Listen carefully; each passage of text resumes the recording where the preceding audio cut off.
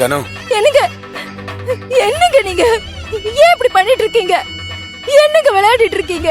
தயவு செஞ்சு எங்க இருந்தாலும் உடனே கிளம்பி வீட்டுக்கு வந்துருங்க. நீங்க உங்க தங்கச்சிக்கு பாரமா இருக்க கூடாதுன்னு நினைச்சு நீங்க எனக்கு பெரிய மனபாரத்தை கொடுத்துட்டு இருக்கீங்க தெரியுமா?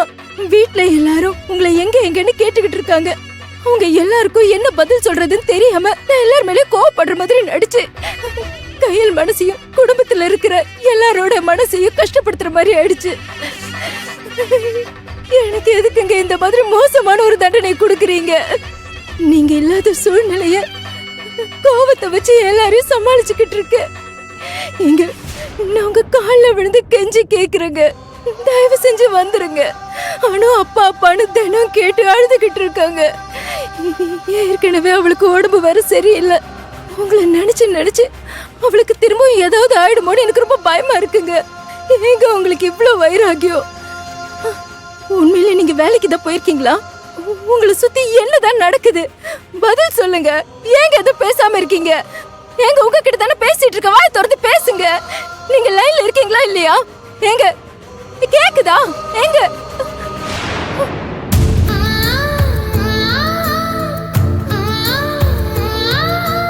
This number is currently switched off. Please try again later. இந்த மனுஷனுக்கு பைத்தியம் பிடிச்சிருக்கா? திரும்பவும் போனை ஸ்விட்ச் ஆஃப் பண்ணி வச்சிருக்காரு. ஏங்க என்ன இப்படி சாவடிக்கிறீங்க? இதுக்கு என்ன ஒரேடியா சாவடிச்சிருக்கலாம், சாவடிச்சிருக்கலாம்.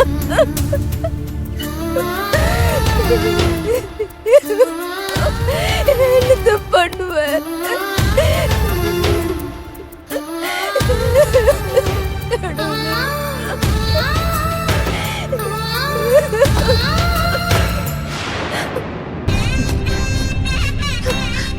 அக்கா,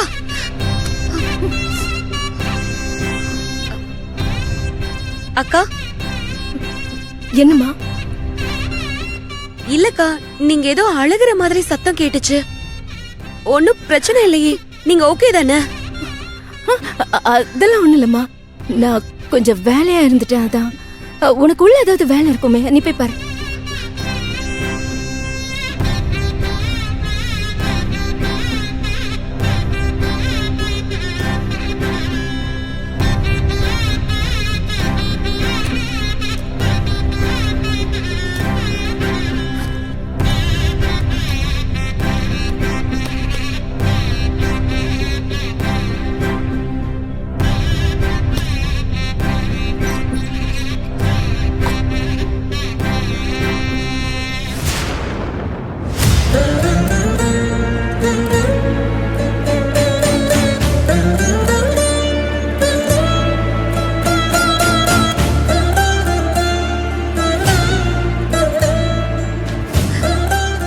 அக்கா ஏதோ பிரச்சனையில இருக்காங்க. அவங்க எல்லார்கிட்டயும் ஏதோ மறைக்கிறாங்க.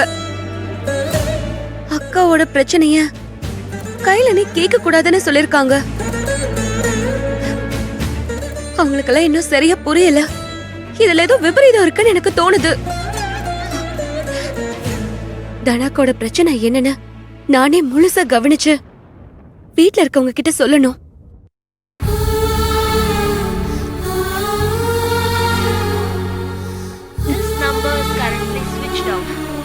Try again later. திரும்பவும் ஸ்விட்ச் ஆஃப். இந்த பொறுப்பில்லாத மனுஷனுக்காக நான் என் வீட்டுல இருக்கிறவங்க எல்லார்கிட்டயும் கோவப்படணும்? என்ன ஆனாலும் பரவாயில்ல, இப்பவே ஹோட்டலுக்கு போய் கையல் கிட்ட நடந்த எல்லா விஷயத்தையும் சொல்லிடுவோம். அவகிட்ட சொல்றது மட்டும்தான் இந்த பிரச்சனைக்கு ஒரே தீர்வு.